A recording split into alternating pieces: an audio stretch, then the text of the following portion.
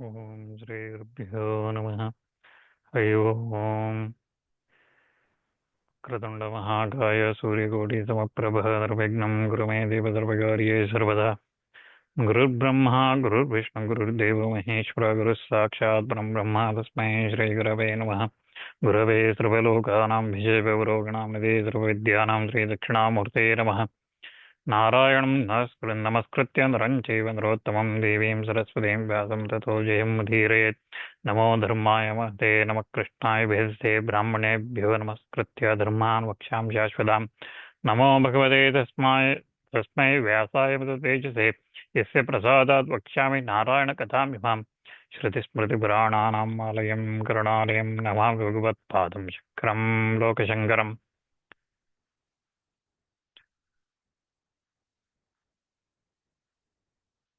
We previously looked at after Abhimanyu's death, Yudhishthira was grieving.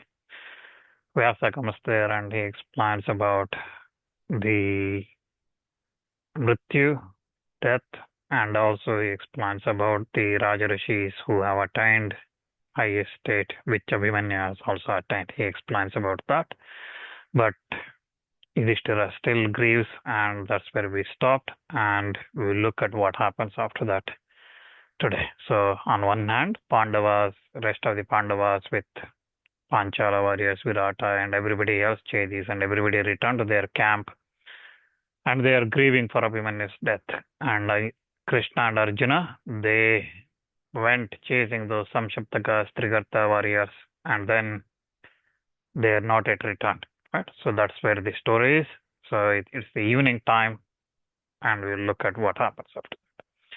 So Sanjay continues his narration to Dhritarashtra. He says that when that day come to an end, when all those people return to their tent in the evening, at that time both parties retired, and then Arjuna, having killed a large number of those Samshaptakas by his celestial weapons, he started making his journey towards the tent and mounted on his that victorious chariot.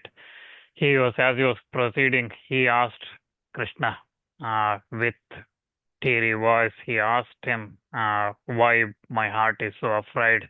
My speech always is now faltering. I'm unable to speak. The omens I see, encounter are very tough ones, and my limbs, body is shaking. All the ill omens are coming to me, and I'm seeing all the things. Indications are everywhere. I'm saying that a calamity has overtaken us. Is everything okay with my superiors? Is the king okay? Is Yudhishthira okay? All my friends are okay. Is that in my mind? And he says that to Krishna. And Krishna says that it is sure that everything is good with your brothers and friends. So do not grieve.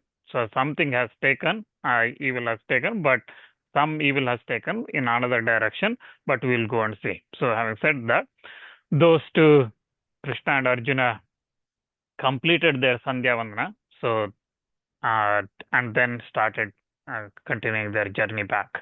So this is again very important here to note that even in that battlefield, Krishna and Arjuna, and we saw this previously as well, every morning, all the warriors, both on Kaurava side and Pandava side, everybody, as part of their dharma, daily duties, they used to perform Sandhyavan. And here as well, we see explicitly, even though they are returning their home from that battle, finishing that day's battle, by the time they return, it will be too late. So what they do, on their way, they complete the Sandhya, and then they continue their journey.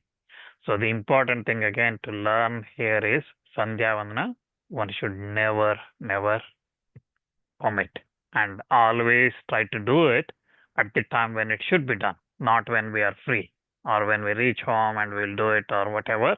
So that's not the message here. What Krishna and Arjuna, through Krishna and Arjuna, what Maharishi Vyasa is giving us the message is Sandhya Vandana must be performed when it should be performed. It must always be performed, irrespective of whether you are in the battlefield or whether you are in a grief or whatever the situation. Okay, here Arjuna is talking about all those ill omens. He is saying, still they still perform that Sandhya Vandana.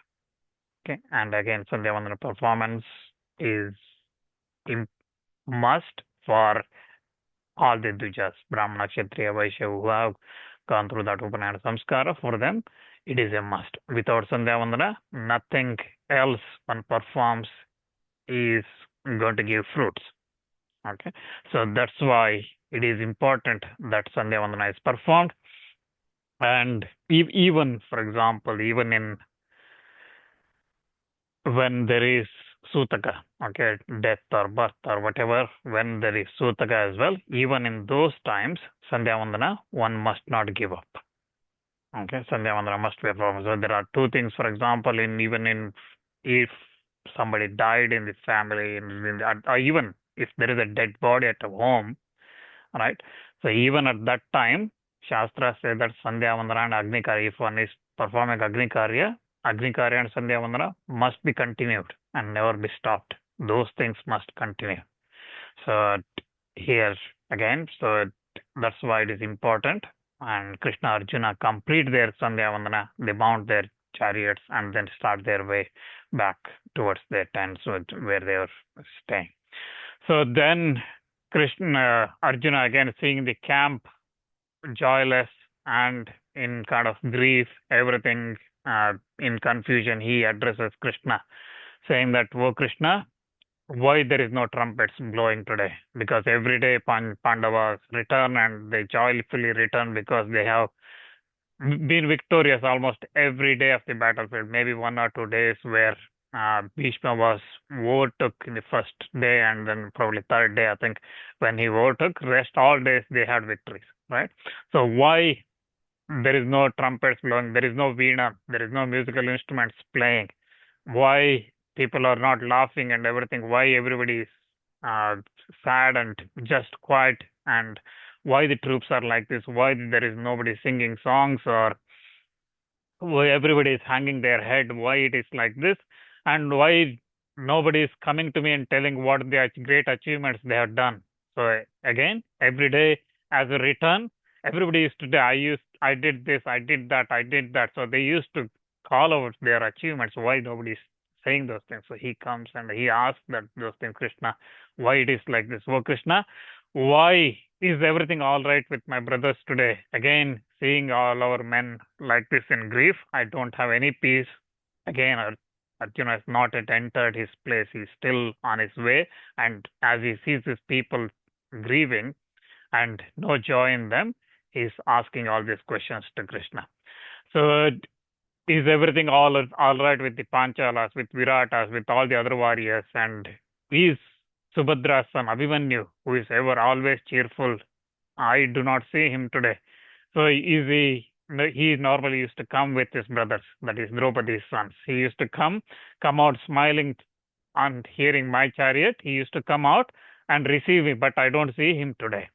So while they were talking like that, so they entered their own camp. And there they saw the Pandavas, all of them, Virata, Panchalas, everybody cheerleaders, everybody cheerless, and not seeing Abhimanyu there. Arjuna said, I see everyone's face is pale color, and I again do not see Abhimanyu, nor he came to congratulate me. I heard that Drona today formed Chakravyuha, and none amongst you except Abhimanyu could break that Chakravyuha. So I, however, did not teach him how to come out of that array. So after entering it, I did not teach him how to come out of that array.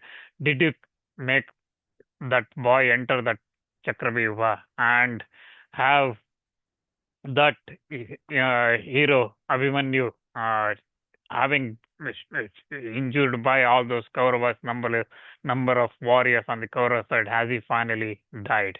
So Arjuna finally kind of comes to putting all these puzzles together, pieces together, all the ill omens he saw on his way back. And then coming to his tent on his way, he saw all the warriors, everybody on his side, everybody is sad. And then comes to his tent, there he sees all everybody, his brothers and Panchalas, everybody is sad, and he does not see Abhimanyu anywhere. He sees Draupadi's sons, but he does not see Abhimanyu anywhere. So, and then he links that to Drona forming Chakravyuha, and only Abhimanyu in this camp knowing how to enter that. but he did not know how to come out. So all these pieces coming together, Arjuna kind of realizes that Abhimanyu has had his last fight. So is that the case? That's what he asks. And then tell me where he is. So is he he's like Indra himself? Has he fallen in that battlefield? What warrior uh, who was able to kill Abhimanyu, who is favorite of Draupadi and Krishna, who is uh, always loved by Kunti, and how he who killed him and what happened, and he was equal to Krishna himself in the strength and learning and dignity. How he's been killed in that battlefield. So he's the favorite son of Subhadra and always cherished, and uh, without seeing him I do not see anything, so I do not survive without seeing Abhimanyu. So Arjuna says like that. He starts re- really started grieving for Abhimanyu's death, and he realizes even though nobody is talking, and then he describes Abhimanyu with his soft curly hairs. He's young. His eyes are like young gazelles, who always walks like a angry elephant, who has a tall sala, like he's like a tall sala. Sala trees are very tall. They go. So he's like an offshoot of that. And his sweet speech, he smiles, always smiles. He's quite ever obedient to his superiors, always acting one's like one is of mature years, even though he was very young. He's always agreeable in his speech. He's reft of vanity and great courage, great energy, large eyes. He describes Abhimanyu of self-restraint, uh, his gratefulness, his possessing all knowledge and accomplished in the weapons, unretreating in the battlefield. Those all the characters he describes of Abhimanyu, and he says that I if I do not see him, I will go to Yama's place and bring him back. And in the battlefield, he is always counted as Mahabharata and superior to me 1.5 times. So Arjuna says that Abhimanyu is such a superior. He is dear to Pradyumna and Krishna, and I will go to Yama's place if I don't see him. So like this, with various means, he grieves and he asks about Abhimanyu and his beauty, his strength, his obedience to the elders, all these things. Where is it that Abhimanyu? And he asks again and again. So he says that why he was brave in the battle and today he sleeps on the earth, uh, killed by these sharp arrows, and his those who are supposed to protect him, they could not protect him. And he again, while in his bed, uh, always people used to attend him. Now he's injured with all these arrows and blood flowing from his body. He's killed like that. He's injured and he's become a prey for food for all the animals, wild animals that's looking for meat in this battlefield. He's become like that. So that Abhimanyu is he talks quite a bit, Arjuna, in that grief. He asks, describes Abhimanyu and the state he is in now, his body is in, and he says that those persons who try to achieve that state, that Yama's place in the battlefield, he has achieved that without doubt. Yama, Varuna, Indra, Kubera, all those things are his. He, he is the favorite guest of them today.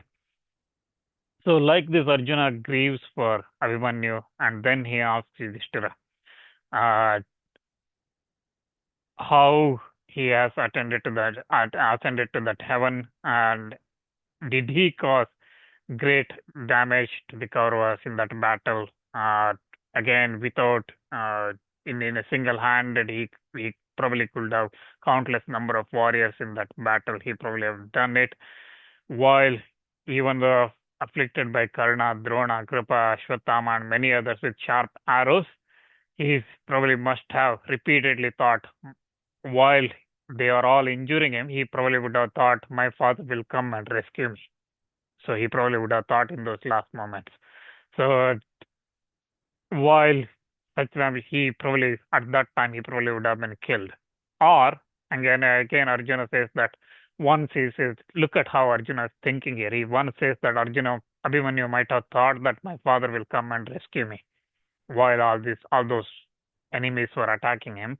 But then Arjuna also says that, or because my son is such a brave one, and he is the nephew of Krishna and born of Subhadra, he probably could not have said such a things, saying that somebody will come and rescue me. He probably would have thought that I'm going to fight all this and defeat all this, and he probably would have gone ahead and had the battle. So he is my son is like that. So Arjuna speaks of both sides. First, as a father, he thinks that whether my son might have said, father is going to come and rescue me, but then he thinks that his son is not just any other ordinary son. He is Abhimanyu. So he says that my son would never say that. So then again, he asks how he was killed, how all those people attacked a young boy in that battlefield. Uh, Without doubt, again, he uh, is killed in that battlefield, and I grieve for Subhadra, whose son has been killed in this battlefield. What will Subhadra do after missing Abhimanyu like this, and what will Draupadi say to me because I could not protect their son? So again, without doubt, my heart is made of rock because it does not break today on hearing all these things. And Arjuna also remembers what Yutsu was saying. Krishna heard that Yutsu was censoring all the Kaurava warriors in that battlefield. He was saying that don't laugh at this. You all uh, did attack a young child, and you don't know what you have done to Krishna and Arjuna in this battlefield, who will definitely destroy all of you.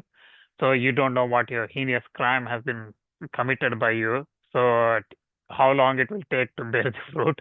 You will all have to bear that fruit. So like that, Yusuf was scolding and at all those Kauravas, Duryodhana and Karna and everybody was saying that they were laughing at Abhimanyu's death. So Yusuf was scolding all of them. So Krishna apparently heard that and Arjuna remembers that. So that Yusuf was saying that Krishna, and he asked Krishna, why you did not tell me at that time that it was Abhimanyu? Why you did not tell me? So like this, then Arjuna was grieving, and like this at that time, Krishna tried to console Abhimanyu, saying that don't grieve for him. The way all the brave and untreating heroes, Kshatriyas who come to battlefield, their goal is attained uh, in the battlefield, and that goal has been attained by Abhimanyu. Death is certain for the heroes who do not retreat from the battlefield, who do not show their back. And there is no doubt Abhimanyu has ascended to those regions that are reserved for the persons of righteous actions who perform such karmas. Even coveted by all the brave men that they may die in the battlefield facing their enemies. That state has been attained by Abhimanyu, so do not grieve for his death.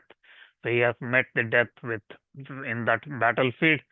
So again, eternal merit of Kshatriyas is the death in the battlefield, and these brothers of yours are always exceedingly cheerless, and also Yudhishthira, the king, is cheerless, and all your friends are plunged in griefs. So that's why consoling yourself, console them. First console yourself and control yourself and then console them. So like this, Krishna tries to comfort Arjuna and said the same thing to all his brothers with voice. He says that I want to hear how Arjuna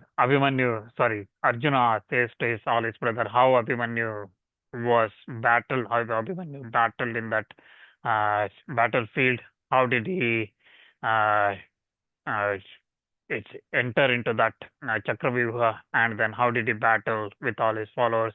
And you all are accomplished in arms.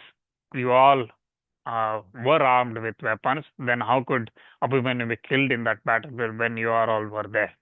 So how did that happen? How did you let it happen? If I had known that Pandavas, Panchalas do not are not capable of protecting my son in that battlefield, then I would have protected him. So you all were there on your chariots, uh, shooting your arrows. How could Abhimanyu be killed while you were there in that battlefield? How could this could have happened?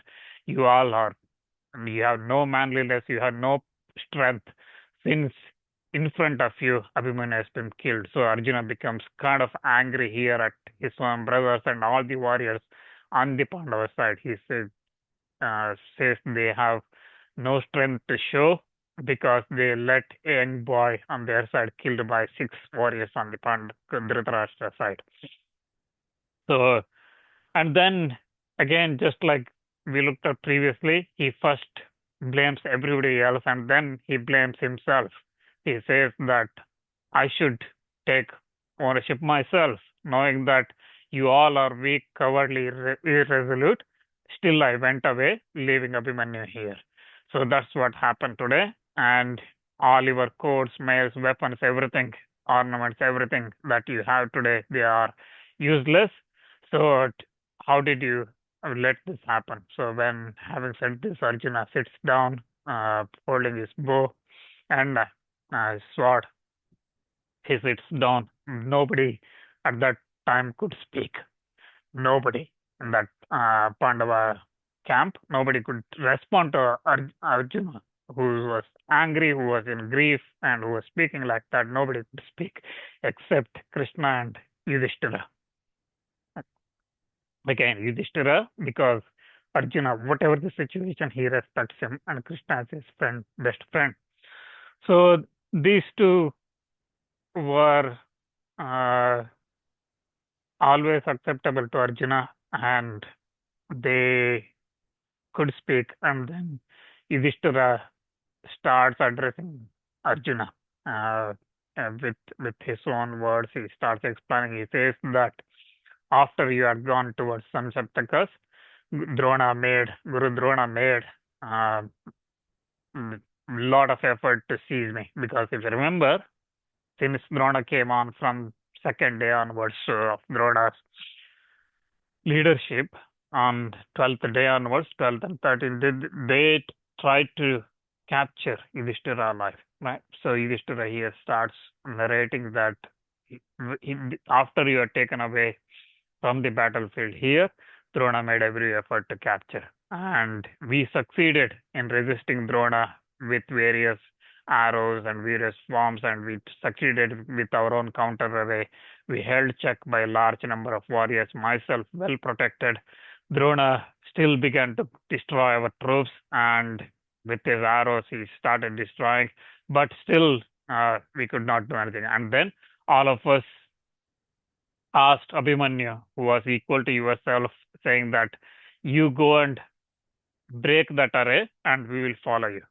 So, as then we tried to follow Abhimanyu in that battlefield, but Jayadratha was, because of the boon he had from Rudra himself, he checked all of us. Then Drona, Krupa, Karna, Ashwatthama, and King of Koshala, Kritavarma, these six warriors surrounded Abhimanyu, and having surrounded that child, all those great warriors, too many for him, although he was contending at most his power, they deprived him of his chariot. And after he had been deprived of his chariot, Dushasana's son, though he himself escaped from death from Abhimanyu by a hair's breadth, so he was very close to dying himself.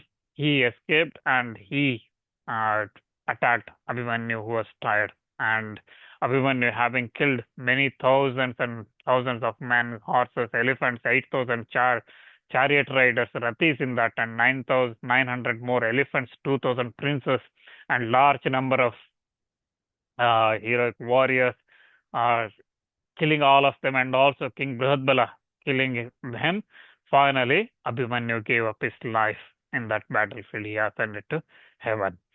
So Yudhishthira says that, and having heard this, Arjuna starts speaking again. Arjuna says that again. He says, "Oh, my son," and then he falls down and he faints.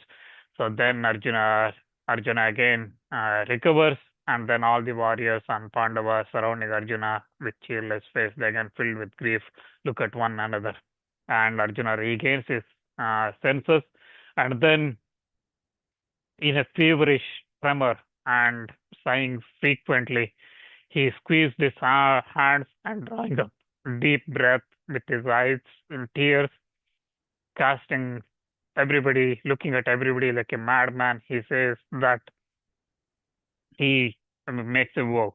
He makes a vow that truly, I swear today, and that tomorrow I will kill Jayadratha.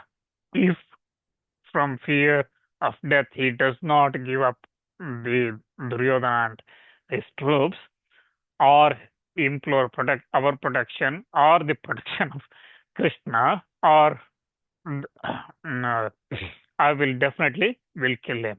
So the only option for Jayadratha is to leave that battlefield and leave Duryodhana, or seek protection of Yudhishthira or the protection of Krishna. So otherwise, I will definitely will kill him today. And forgetting his friendship with me, because why his friendship? Because his friendship in the sense here we are talking about he's Dushyala's husband, right? So Dushyala is Duryodhana's sister, effectively Arjuna's sister, so his brother-in-law, right? So forgetting that, uh, engaged in doing what is agreeable to Duryodhana's son, I will kill him tomorrow, and tomorrow I will kill him. Whoever that may come in front of me protecting him, whether it's Drona, Kripa, or whoever it is, I will cover them, all of them, with my arrows. So, and Arjuna also says that if I do not achieve this in the battle tomorrow, let me not attain the regions reserved for righteousness. So whoever attains those regions, those heavens and the sacred regions by performing dharmic karmas, activities, actions, those regions let me not attain if I fail to achieve this tomorrow. So again, Arjuna now starts explaining all those regions uh, which are attained by the sinful people, and he says that let such regions be mine. So again, this is, even though this is Arjuna speaking here, what we see is a lot of information what we see in the Dharma Shastras. Okay, so Dharma Shastra, whether Manusmriti, Parashar Smriti, Vyasa, Vasishta, whatever the Yajnavalkya Smriti, any Smritis you take, they tell how to live life and what is good, what is bad, and all those kind of things. It is like constitution, okay, in today's world. Okay, it is a rule book. So it just talks about rules. So if you read that, everything, one will know what should be done, should not be done, when to do, what to do, not to do, and all those things. That's what Dharma Shastras explain. So, but reading that is kind of boring. It is like reading a telephone book. Okay, so you just are the legal pack. Okay, terms and condition. Reading that, it is kind of boring. So, what we see here is a good example of telling such Dharma Shastras, what is in the Dharma Shastras, through a story. Okay. So we could have just said that Arjuna made this vow. Vyasa could have said this in a way that Arjuna made this vow. But also here, through this story, Vyasa is telling us the message from the Dharma Shastras. So Arjuna here says all those things, what one should not do. Okay, the regions the sinful people attain, such a regions be mine if I fail to kill Jayadratha tomorrow. Okay, what are those regions? He says that those who kill their mothers, or those who kill their fathers, those who violate their guru's beds. So that means having a relationship with guru's wife, or those who are vile and wicked, those who cherish envy against the righteousness. So those who hate dharma, and those that speak ill of the others. So speaking ill of the others is also sinful. Okay, and them that appropriate wealth that confidently deposited with them by others. So, for example, if someone gives something to you saying that keep this for now, sometime, okay, and you start using it, okay, so they just gave you something to protect, but you start using it and making use of it. So that's sinful. And then those who betray the trust of others, those who speak ill of the wives enjoyed by them. So if speaking ill of the wife is also sinful. Those who have killed the brahmanas, those who have killed the cows, those who have eat sugared milk, rice, food prepared barley and other things prepared with milk, sesame seed, rice, and the cakes or the those things prepared with ghee and all those kind of here it says cakes, but it's actually sweets. Okay, and the meat and all those things one eats without dedicating to devatas or pitros. Okay, so this is again very important. If you probably see definitely in most Indian traditional house, like I put a lot of these Indian traditional houses, okay, because there are not many these days. That's why we have to say. But traditionally, when some sweet is prepared, you have to, one must offer it to devatas or pitros. Without that, you should not eat it. Okay, that's always it. Otherwise, one should not eat. Okay, so if in some places you might see again which devatas pitrus you see, that's different. Okay, in some places so there is also exceptions. For example, if a brahmana comes, you can offer to that brahmana offering to brahmana is same as offering to devata, or in some cases you might see that offering to cows as well. So okay, so if you prepare something and then give it to cow first and then start eating, that's okay. Okay, but eating without offering to anybody, devatas here broadly, that means devatas, brahmanas, cows, and all these things. If you don't do that, then that's a sin. So Arjuna says that all these sins, if the regions one gets after death, if performing all these wicked actions, let such region be mine if I fail to kill Jayadratha. And he continues again and he says that let those regions be mine of those who insult the Brahmanas who are devoted to the study of Vedas or otherwise worthy of respects or those who are their gurus. So Brahmanas who are devoted to the Vedas, those who are worthy of respects and those who are gurus. If anyone insults these, then also it's sinful. And those who touch Brahmanas fire with their feet. Again, two things mentioned here. The list, there are a lot of things. Okay. You cannot touch Brahmanas with your feet. That's why, I mean, accidentally, if someone touches, if you go to India, you probably will see that if someone touches with their feet accidentally, they will do this. Okay. Touch you back in the, with your hand and do this, which is actually they are asking for forgiveness for touching you. Okay. So that again, supposed to be touching their feet and then asking for that forgiveness. That has become these days doing namaskar has become like this. So people just touch you and do this. Okay. So anyway, so it's at least mentally somebody is doing namaskar, even though they don't know they're doing namaskara. So sometimes people touch and then they just do this without even thinking that I'm doing namaskara. But at least that practice is there. So touching the brahmanas, agni, so fire one should not touch with feet.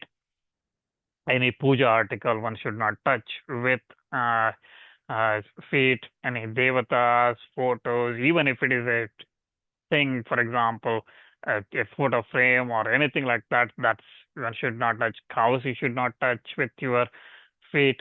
So the list, there are a lot of things. Okay, so though you can ashwatha tree and tulsi, you can go on. So here again, the examples, some examples given is of them. The topmost is Brahmanas and Agni, if one should not touch with feet. And the next one is throw phlegm, excreta, urine, all these things into water. So this is again very important. So these days, For example, people go to Tirtha Kshetra, and we have probably said this when we are looking at Tirtha Yatra Parva and Vana Parva. Right? So people go to Tirtha Yatra, and first thing they do is wash themselves all the dirt in the Tirtha Kshetra. Okay, so that's not allowed. Or doing urine or excrete or anything like that, or washing those things in the river itself is not allowed. A river, I say river here. Again, it's water, any water body. So river, water, pond, lake, whatever. Okay, ocean, wherever it is, one cannot go and wash like that in those water bodies like that. So there are Dharma Shastras say that you have to do this. Again, that doesn't mean that should not wash, okay, after all those things, but wash it quite further away from the water bodies, cowshed, temple, and various other things. Okay, that's again, we will come to all these things in detail.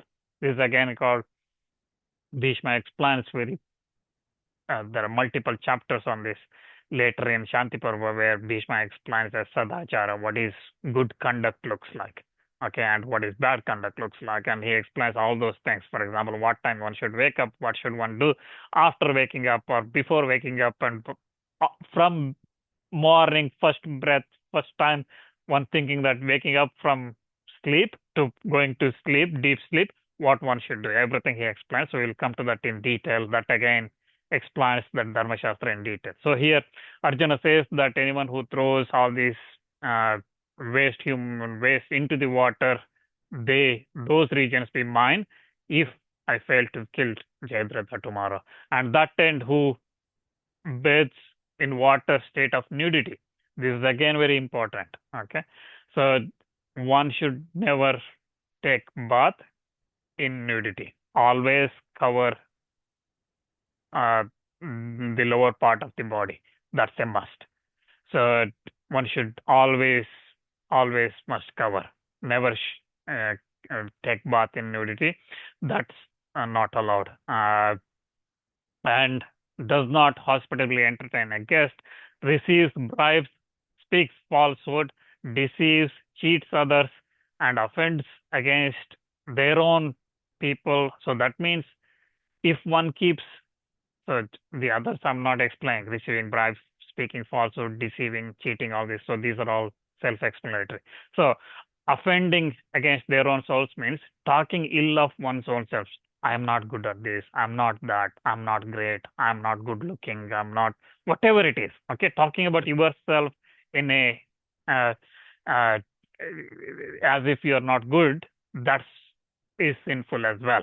Or falsely uttering praises of others. Okay, saying that he is very good, whatever. Then who eats sweetmeats in the sight of servants and sons and wives, dependents, without sharing with them. So this is again we looked at in the Vana Parva as well, where, for example, we looked at Yudhishthira sharing, Draupadi sharing all the food with everybody and at last eating it. In this, again, this rule will come when we go into Anushasana Parva and Shanti Parva later in detail, where it is explained. But when, as the elders in the house, this is a two-way thing, okay? So children must respect the elders and elders must look after the everybody else, okay?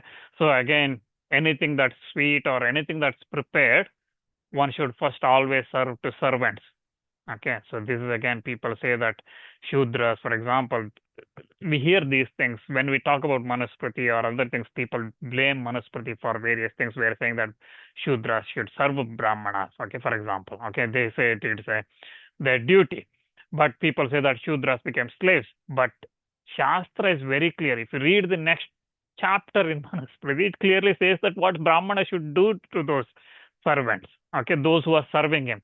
He cannot eat himself without giving food to the servants first. Okay, that's what here again says that Arjuna says that if those regions be mine, if of those who eat first before serving to their servants and then the sons, wife, and any dependents that's there, or guests already talked about, right? So all these people one has to serve and then only take food. And those regions be mine if without supporting the dharma and obedient to British to cast him off, or him who, without giving on to deserving neighbors, offerings in the Shraddhas. So again, Shraddhas, one should invite the others, but again, deserving person. If a deserving neighbor is there and not offered to him that Shraddha, then that's a sin, and gives them away onto those who do not deserve. Okay, so if he again gives something away to those who do not deserve, that's also sin. And those who drinks wine, those who insult that are worthy of respect, those who are ungrateful, those who speak ill of his brothers. Okay, so again, brothers, sisters also applies. So brothers is mentioned. So if you speak of ill of others, brothers, others, everybody, elders, everybody, that's sinful. So those regions be banned. And in the end of all these sinful persons, if and Arjuna says that any other sinful action that's there, all those regions that are attained by those people, let those be me. I have not listed everything, but all those regions be mine if I fail to kill Jayadratha tomorrow. And Arjuna also makes another oath here. He says that listen to my another oath. If tomorrow by sunset, if I fail to kill that Jayadratha, I will enter the blazing fire. Again, this is because Arjuna always does what he says. He says that if I fail to do that, that means I failed to do something I promised to do. Okay, that means there is no point in living. So that's why he says that asuras, devatas, men, birds, snakes, pitrus, wander of the nights, rishis, devarishis, mobile, immobile creatures, everybody, all those my enemies, everybody, listen to me. If I fail to do that, I will give up my life. Okay, I shall with 100 arrows, I will cut off that Jayadratha. If I don't do this, then I will enter the Agni. So having said that, Arjuna, with stretch of his Gandiva, he stretches his Gandiva bow, and that voice uh, made huge noise, and then that Gandiva made huge noise from his bow. And then after Arjuna has taken that bow, Krishna, filled with anger, blew his Panchajanya Shankar, and Arjuna blew his Devadatta, and then Panchajan both filled loud noise came out, and then that again, all the regions, all the places, everywhere that noise spread across, and it was huge noise. And Arjuna taking oath like that, suddenly Pandava camp came alive, and everybody started blowing their trumpets, their musical instruments, and everything in a kind of joy, but angry joy, where they are going to do this tomorrow in that Kshatriya uh, type type of happiness, anger. They started blowing that trumpet, saying that tomorrow we are going to achieve this great thing. So that Jayadratha will be killed tomorrow. So in that battlefield, so Arjuna makes that vow. So we stop there today, and we see what Jayadratha does and what happens in that day's battle. We'll see that next time. Again, like I said last time, this day Jayadratha's killing is one of my favorites uh, of the Mahabharata enter 18 days battle.